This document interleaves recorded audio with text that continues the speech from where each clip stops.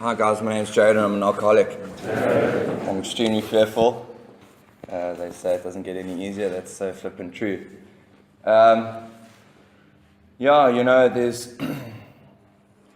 don't really know where to start. Someone said to me last night, Darren said, geez man, you would have saved millions if you had just bought a big book and actually read it. And it's so true, what Steve just said now. Everything that's everything that I needed to change my life is in that book over there, and it was written 80 years ago. And it saved my life, and it continues to save my life on a daily basis. And I continue to act out on my alcoholism if I don't follow what's in that book in recovery. And I either receive pain or reward, but either way I learn from it regardless. There's something that happens when something happened when I conceded defeat, final defeat, to myself being the problem and not substance being the problem. I never thought that I was the problem, I always thought that the substances I took were the root of all my problems. Yeah, they caused a lot of consequences, a lot of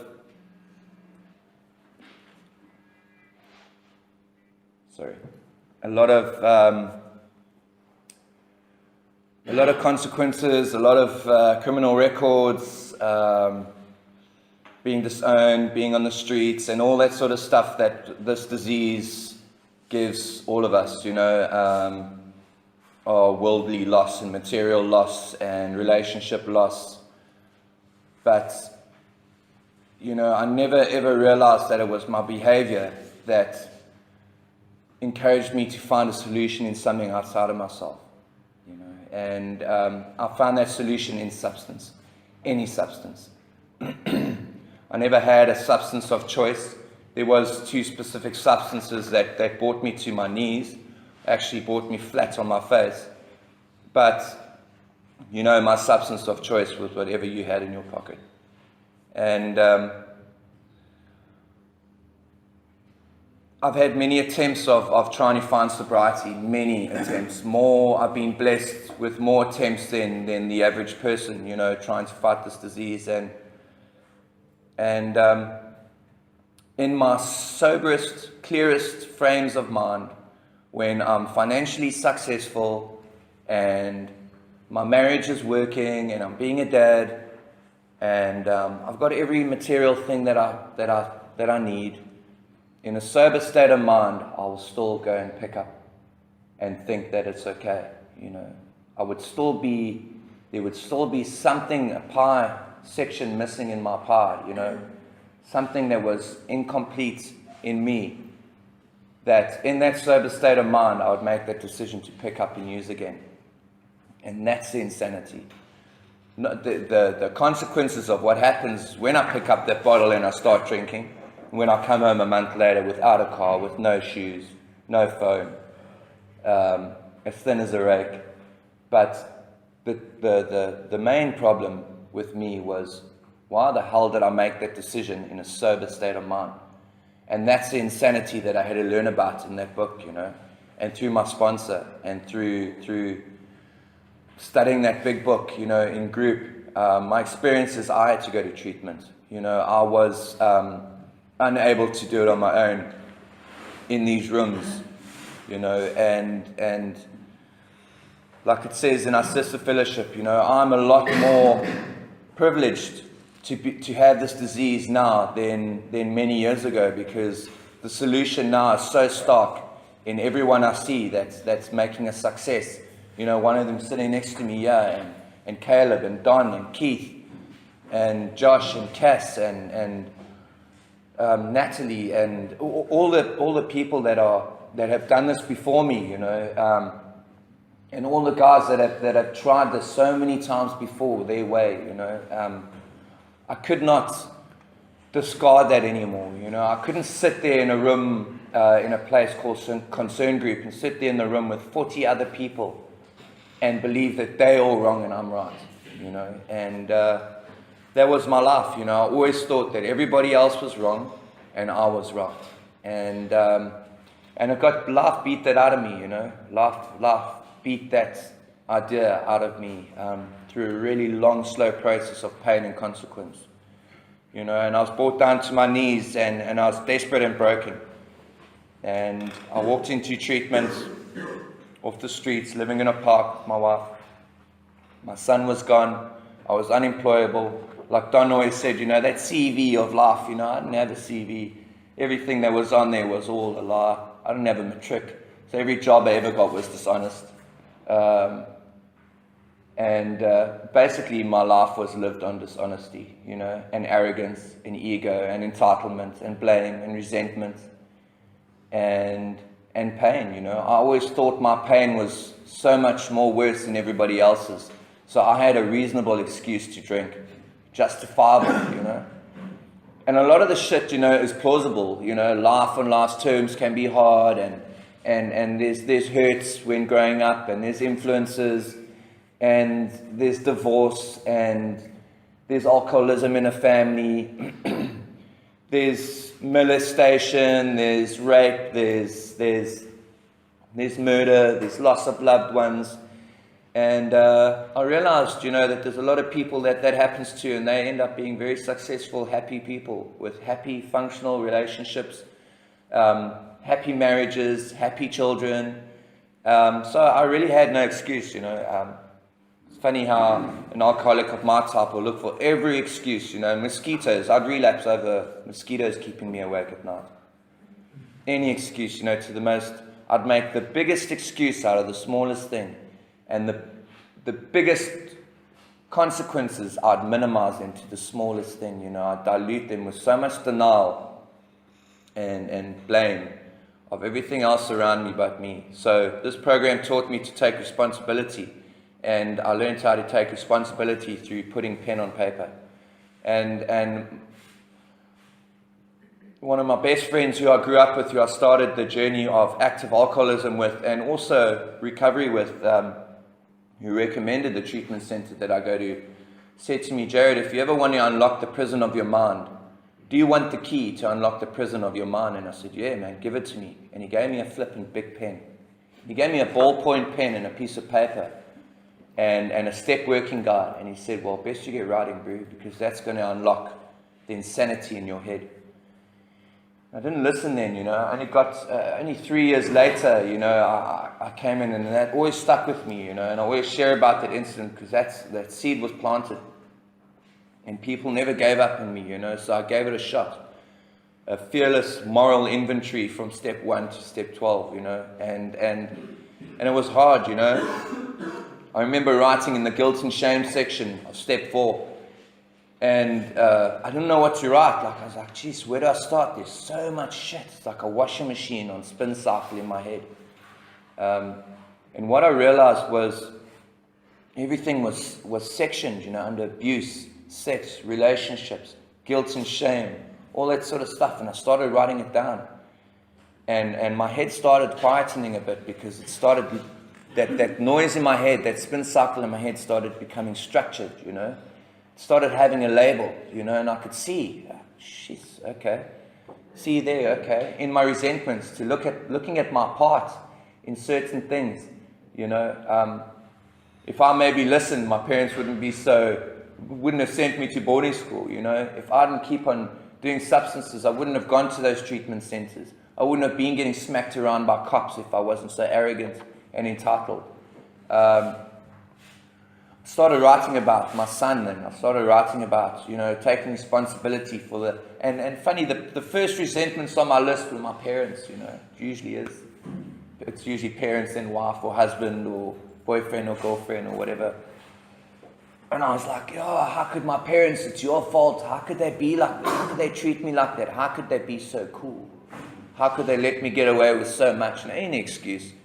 And when I was writing my step 4 down, I realized, geez, I've become the parent that I used to blame my parents for being, And if I could be a third of the dad that my dad was to me and my brother and sister, I would be a damn good dad, And I realized that I was no father. I was no husband. I was no employee. I was no business colleague. I was no friend. I was none of that. I sucked at everything I did because it all had to be suited around Jared the alcoholic and all my needs and wants. And if it didn't go that way, I'll drop, tuck and roll and run, and I still do that sometimes, around the things that I feel inferior about the most in my life, and that's purely my disease. So I worked through those steps, and I did a step 5 with my sponsor Caleb, and so much of it was so distorted at the time, my reality was so distorted in my head, and he just sat there and said, yeah, that shit happens. Yeah, no, I've done that before too. And I'm like, whoa, okay, cool. Well, maybe I'm not that bad, and maybe I don't have an excuse to live the life that I used to live, I don't have an excuse to blame people around me. I need to take responsibility. And how I needed to do that was to find out why and what I've become through my active alcoholism and who I was before I even picked up, and see those defects of character that used to be my character strengths in life. Those are my survival mechanisms. I used to manipulate. I used to steal. I was dishonest. I ran on fear, that fight or flight. I'd either run from responsibility or fight it with everything that I had, with jealous rage and insecurities and anxiety, or just run and isolate and not have to worry about any of that shit. When all I had to do was take responsibility and realize that I don't have this, that God has this, In these steps, I realized that God has always had my back, the God of my understanding has always been there for me, because I always said to my sponsor, I said, karma's a bitch, Yeah. And he said to me, Jared, if karma was real, you'd be dead. And that's so true. I would be dead if it was like real, The experience I had was the experience I was meant to have, and it helped me wake up, It helped me wake up to the fact that God is real and God has my back, and that God has always been everywhere. And if I keep on fighting God, which is life, I will pick up and I will get drunk, and I'll escape, everything that I'm meant to go through, and amends, amends was massive and still continues to be massive, My amends is to be a responsible dad, to make sure that my boy is okay, and to be a parent and responsible, to be nice to my staff, to put their needs ahead of mine most of the time, Sometimes I work just to pay them. And know that God has my back and that God will always look after me, And I'm riddled in fear sometimes, wondering how I'm going to make it to the end of the month. And it's funny, by the end of the month, I'm okay. And that builds my faith, That whole month I can have no faith in God. I'm like, God, wow, jeez. And then, boom, I get a job. And I'm like, okay, God, you are there, And He restores my faith. He restores me to sanity again. And I wouldn't even have that identification with God or that God moment with God if I hadn't worked these steps and continued to try and practice His principles in all my affairs, because I was a hopeless junkie living in a park, riddled with pain and remorse and just an existing shell with no soul and no spirit, no emotions. And what I started feeling in working these steps were emotions. The very thing that I wanted to run away from were emotions, and taking responsibility for what I've done and who I am. Because it doesn't matter what happened to me when I was a little kid, or the rejection, or the abuse, or anything like that. I couldn't let it control me any longer. I was in my 30s already, and I was like, how can something like that still control me today? And I needed to take responsibility for my life, regardless of what happened, And I believe I did, Otherwise, I wouldn't be sitting here today. And 3 years is still a fart in the wind compared to living a life of sobriety, I'm still a newcomer. and I learn every single day, through other people and through experience on life's terms, and I started making amends to my family, and my sister phones me for advice, for marital advice, and my sister flies me to Cape Town, and I go surf with my brother in Cape Town, and I take my nephew out for lunch, for McDonald's, and it's amazing, My mom comes down here from Joburg to stay with me at my house, and tells me how lovely my home is and how clean it is. I do clean it before she gets there, because it's not always clean, And when my house isn't clean, neither is my head, I've realized that. My dad always said to me, if you want to know how you are in your mind, open your cubby hole and look inside. And it's true,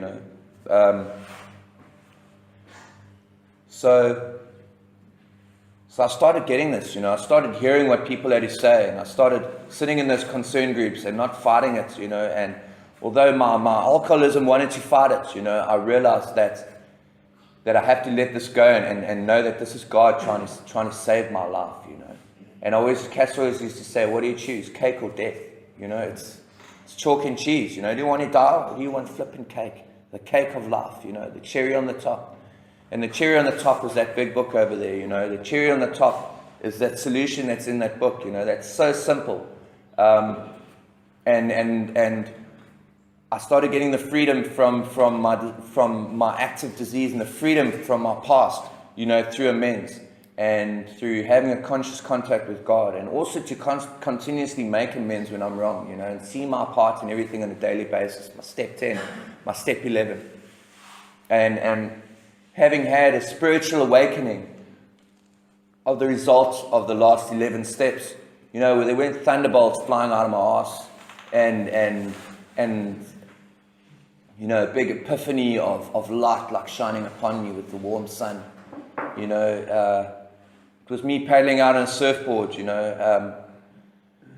and realizing, that all I have to do is help others, and share my experience with others, and know that everything that I went through, I was meant to go through to help an alcoholic who still suffers, and to practice these principles in all my affairs. So basically, to be selfless and put my feelings and emotions aside, because I ran on emotions. I never ran on intellect. I used to watch this chalkboard video of this pastor who grabbed onto the 12 steps and thought it was, and realized, this was the solution to most people's problems, and he said, what do you choose? You act on emotion over intellect, not intellect over emotion, And another saying that he always said was, margarine might cover the bread, but it ain't butter. And this is the butter that covers my bread, most of the time. And when I choose to put margarine over my bread and it's just a quick fix, it doesn't taste like it. It's not cool, it's unhealthy. It doesn't carry, there's no flavor behind it. It's just surface level shit, And I've continued to be there for others as best as I can, And I came into the world, ready to take it on. And I was 9 months sober, and my wife died, and from this disease. And whoa, it was extremely hectic. And the first thing I did, thank God, I was with my best friend Stelio, and I didn't even have a car at the time. I was earning 2,900 Rand a month, sweeping hair in a salon, making espressos for clients. And he was there with me through that whole thing, And the next morning, I drove up and we sat with Caleb having coffee, and I reached out, and that's the suggestions that people said to me, you need to reach out, you need to be with people, When my disease wanted to isolate and be alone, and look for a solution in something else other than the solution, And when I realized that, I experienced pain when I look for a solution that I choose to look for, and not choose the actual solution, which is to be with the fellowship, to be around the fellowship, to be vulnerable, to be to be intellectual enough to know that I can be vulnerable and emotional around other men, you know, and reach out and know that they're going to love me unconditionally, you know. And I got through it, you know, and my faith in God still wasn't really there yet in the beginning, you know, until that moment. My faith in God built so much through the most challenging time of my life, you know, and I got my son the day before that happened. After 2 years, the first time I got him back, you know, and the first time I'd ever experienced a sober dad. And that was another God incident, you know, that was God saying, okay, you guys have each other, you guys can help each other through this. And I believe that everything happened the exact way it was meant to happen, you know. That cycle was also broken for me, you know, that toxicity was broken for her and me, you know. And 3 months later, my dad died, you know, and I'd made direct amends to my dad. It was 2 years ago, it was the last time I saw my dad, you know, alive. And that was when I had made direct amends to him. And we were driving around Port Edward, drinking ginger beer and eating chips, fish and chips, and we were crying. And my dad said to me, I'm so glad that I got my son back. I can see that you've slain the dragon, you know, and I always told you that the day you change your attitude is the day that your life will change forever. And we're hugging each other and crying, and it was amazing, you know. 2 weeks after that, he died, you know, and I could have sat there and said, why me? And I remember Don always saying, why not you? You know, people die, and this is life on life's terms, and I have a program to help me through those things, you know, where I don't have to look for a substance. I've got the solution already, you know, it's been in front of me for 80 years. It's been here, I can use that. And I did again. And my faith was restored again and made me believe more in God, you know, because I stayed sober through that, you know, and I looked at it in a solution sort of way, you know. Why did I go through this experience? What is my gratitude around this whole experience? And my gratitude around it is that there's so many other alcoholics that never had the opportunity to clean up when their parents were alive, you know. Their parents died when they were still in it. Or they sobered up and their parents wanted nothing to do with them. You know, I had the opportunity to make amends to my dad before he died. And how blessed am I to have had that experience. How blessed he was to have that experience before God took him, you know. And realizing that everyone's on their own journey, you know, and their journey isn't my journey, you know. My journey is my journey. And my day will come too, you know, where I'm going to die.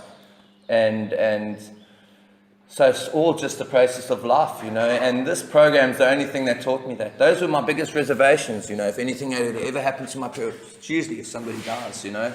I don't know what I'll do. And I remember in when I was doing the steps in theory, you know, it was, what renovations do you not want to let go of, you know, and those were the ones, you know. And that restored my faith in this program again, you know, that those reservations are gone, you know, because I was tested and with life on life's terms and I stayed sober, you know, and I'm still sober today, you know, and it's been 2 years already since those two incidents.